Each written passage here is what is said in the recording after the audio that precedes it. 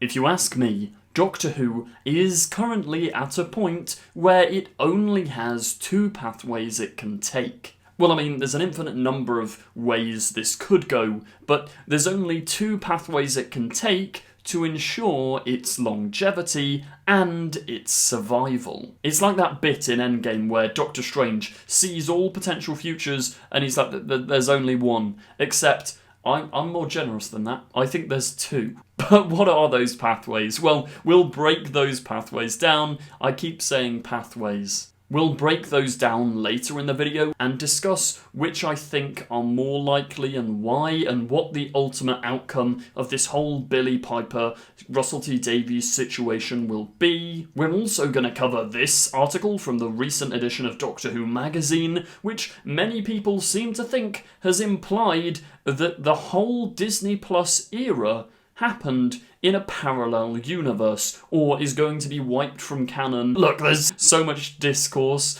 about this article, which we will break down. I mean, it's from an official Doctor Who source, and it does kind of hint at some sort of like fractured timeline being the location of the Disney Plus era, but we'll get to that later in the video, so stay tuned for that. Let's first run through this week's Doctor Who headlines. Our first piece of news I think is quite good. In this time where we don't know whether the show's coming back, the BBC, well, the BBC social media pages have officially released this, the Whoniverse show. Introducing the Whoniverse show. Join Crystal D, who, like, Crystal D's been doing this for years, the absolute pro. Tyrell Charles, Christina Ariel in the first episode out now on the Doctor Who YouTube channel. So yeah, this isn't sponsored or anything, but I used to watch the Doctor Who fan show as a kid, which was presented by Crystal, and that was always good fun. I've watched this as well. It's nice. It's fun. If you want some Doctor Who stuff in this interim period, go and check that out. I do think, though, the fact that they've commissioned this online show is definitely a good sign. Like, this isn't on iPlayer or anything, this is a YouTube exclusive. Would they be putting money and production value into something like this if the show was dead? Probably not, which will lead into the two pathways Doctor Who has for its future, which we'll talk about later. The Doctor Who Season 2 Steelbook is also basically out now. I had it on pre-order ages ago. People are already getting theirs sent to them. Mine's not set to arrive for a little while, but I did see on Twitter this morning, over here, something quite interesting on Disc 4, the Story and Interstellar discs. There's a feature called Reality War Companion Catch-Up. It's the interview with Verada and Carol Ann that was posted on YouTube, but it's telling it was originally made for the Reality War, which, I mean, a lot of us speculated at the time. They did release bits of this interview on the official Doctor Who YouTube channel, the chat between Carol and Verada, with the Interstellar Song Contest, but this error on the discs makes it clear that this was originally from the Reality War, all but confirming.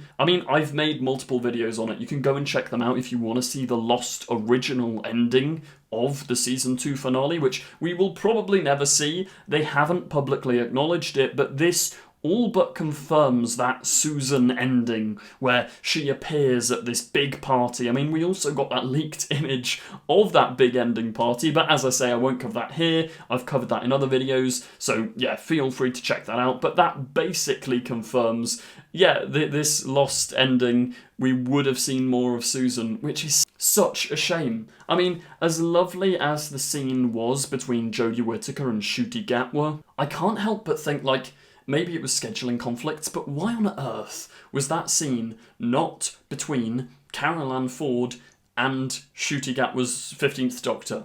Because you can put across the same message of, like, you're the Doctor that is more compassionate and can talk about family. You could kind of wrap up his family arc, maybe even wrap up a bit of the Timeless Child, where he finally goes back to see Susan. And I mean, there's a lot of talk about the Reality War kind of being the end of Doctor Who, at least for a prolonged period. It would kind of be a lovely bookend to have the Doctor go back and see Susan, which is a shame, but it didn't happen. That's the way things panned out. On to our other headline. This is the article from Doctor Who magazine, which we're going to read, that's been causing controversies and articles where people are saying Does this mean the Disney Plus era is no longer canon, or at least happened in a parallel timeline, and the Doctor can pick up from a prior adventure somewhere else? But before we dive into all that, today's video once again is sponsored by the fantastic people over at Testerup, the app that pays you to test new games and apps. After mentioning it in one of my prior videos, there's already been pretty positive feedback from a lot of you out there. But for those of you not in the know, how does it work? Sign up to Testerup, which takes like 2 minutes, 1 minute if you're really quick. You pick an app or game, do a couple of tasks like answering questions or playing the game, and then you get paid. Everything is super clear and easy to follow. And the best part is, it's totally free. Payouts hit in under 24 hours, and you can make up to $80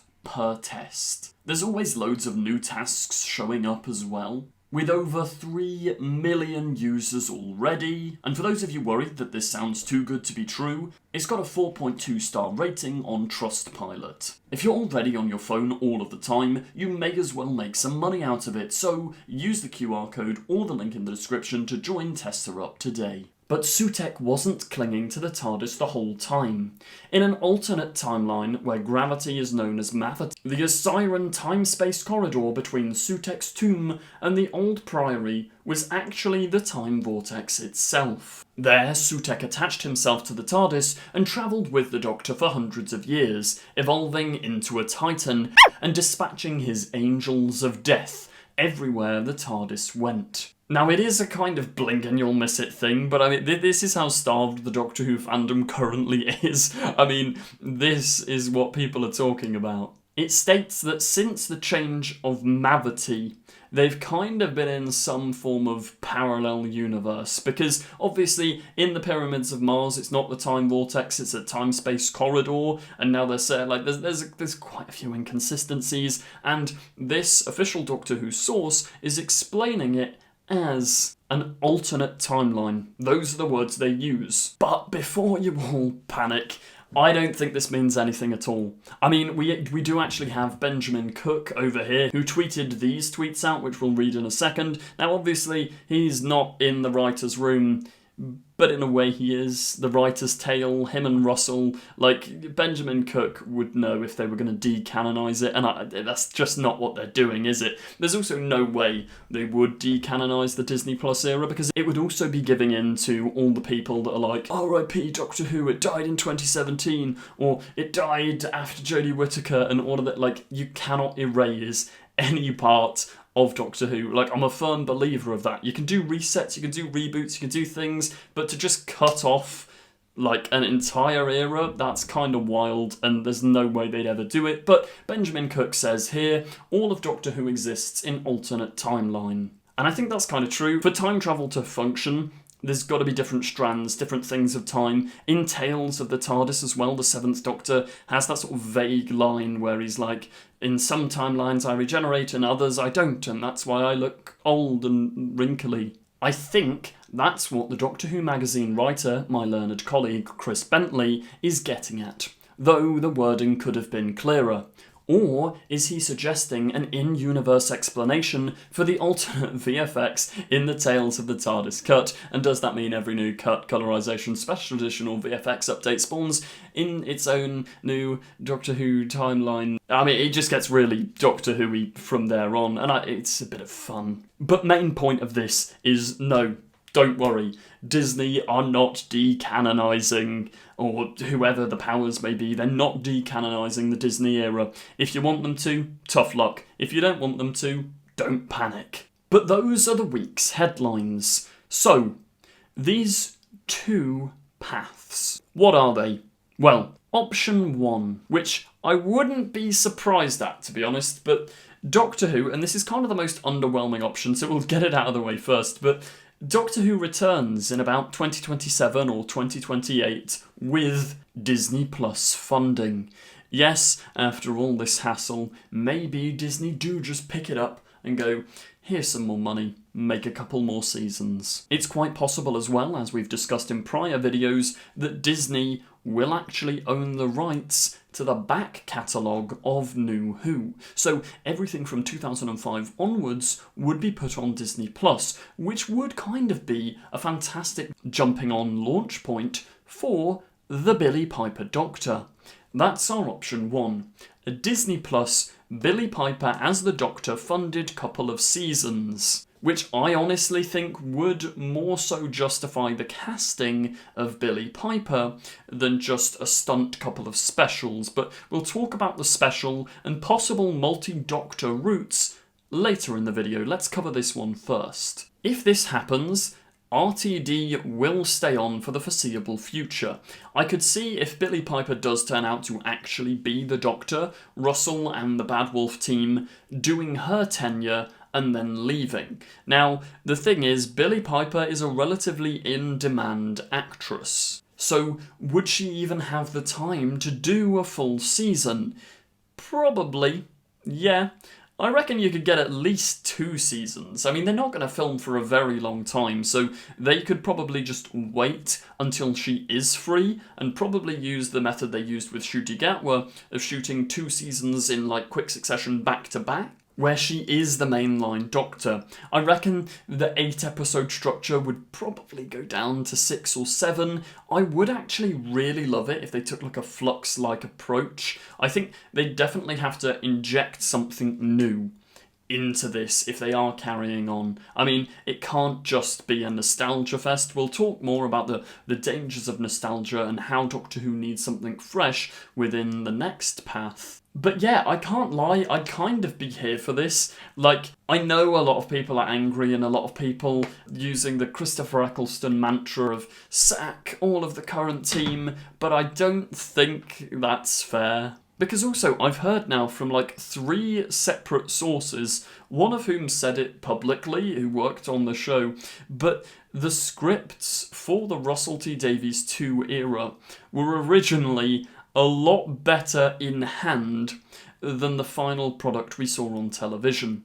For example, like the key example I have, like Moffat read The Church on Ruby Road, and he said in the Doctor Who magazine how much he loved it and how great of an introduction to this new iteration of the show it was after reading the script. But a lot of people ended up feeling a little bit underwhelmed with the TV broadcast. Now, I pointed it out in my review at the time, but I've always found the pacing in the, like, I don't know, like the third quarter of it a little bit weird. Like, they just spend so much time in the apartment talking back and forth, and it's not as action-packed or as thrilling or as exciting as you'd expect a first episode to be. Like, Rose from back in 2005 is so perfectly paced, whereas Church on Ruby Road, the pacing goes a little bit weird. And that's not because Russell lost to the source, as some people say. It's because they had to cut an entire chunk out of that section. An entire action piece, which they'd done the previs for in the VFX team had planned out the previs. Like, they'd got this ready to go, but the budget didn't stretch that far. What is this scene, you might be wondering? Well, it's confirmed by Russell T Davies himself, like he said this in the audio commentary way back. Or audio-visual commentary, same thing. But in the original script, the Goblin King actually transports itself into Ruby's apartment. That's why the set was designed with like those thin corridor things, because it was going to smash its way through. Like, it was going to be going through the wall, trying to get to Ruby, trying to get its revenge on her and the Doctor after they escape the Goblin ship. And Ruby and the Doctor, because the whole thing's based on luck, they were going to fight it off with scratch cards. It was going to be established in the plot earlier on that every Christmas Carla goes out and buys some scratch cards as like a lucky gift thing for Christmas, and Ruby's bad luck had to finally change to good luck. When she finally gets a win on the card, she can push the Goblin King back. And that's such a fun, campy Doctor Who action sequence that would really have helped the pacing, because once they defeat the Goblin King using luck, he gets sent back to his ship, and that's when they go back in time, take Ruby, and the plot continues from there. There's loads of little changes like that. We also know that originally the song Push the Button was supposed to be played in Space Babies, which makes so much more sense as to why they keep saying push the button.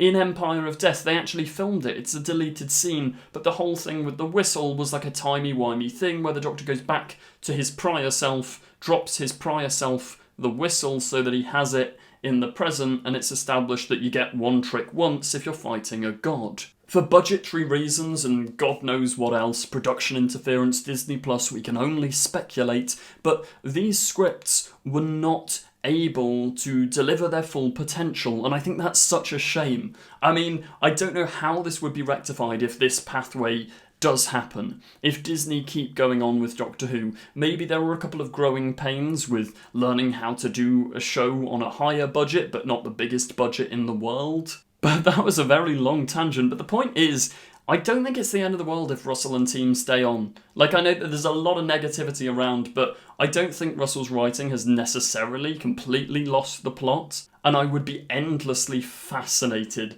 to know all the behind-the-scenes secrets and what actually went down to stop these scripts being as good as they were on the initial table reads. In summary, that's our first pathway. Disney pick it up. I can't see them picking it up forever though. They'd take the backlog, they'd do a bit with Billie Piper, and I think after Billie Piper, Russell and team would bow out. That's option one. The second option is going to be somewhat divisive, because I don't actually know where I sit on it, but I could very, very much see this happening in the future. A massive nostalgia boom. Look at so many franchises. Like, I think a really good example is the MCU, which I will be talking about more in a future video. But the Marvel Cinematic Universe has done exactly the same thing as Doctor Who.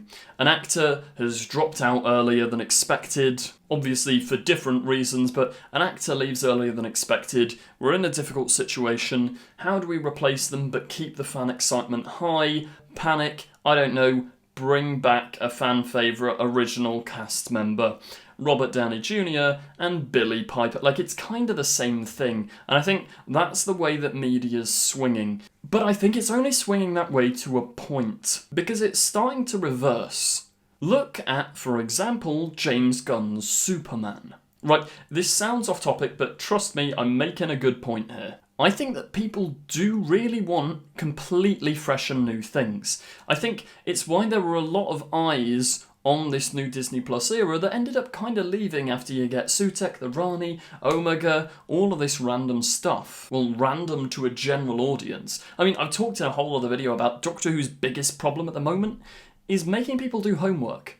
Like, sure, you're watching a show, you should keep up with it, but there's only so much you can do. Like, can you be expected to go back and binge something from the 1960s to understand something today? No. But what is this pathway, okay? Well, I think what is quite likely is that maybe, as I say, Disney pick up this back catalogue of Doctor Who stuff, but they don't want it forever. I don't think Russell's going to leave immediately. I don't think it will be a complete fresh start with a completely new creative team immediately. I don't think that's the case. Russell has said he's got no intentions of leaving Doctor Who anytime soon, and the fact that Disney have taken this long to make their mind up clearly shows it's a struggle for them. They don't know whether to pick Doctor Who up or not. It's not like Disney have just gone, yeah, I can't be bothered with that, get rid of it, goodbye.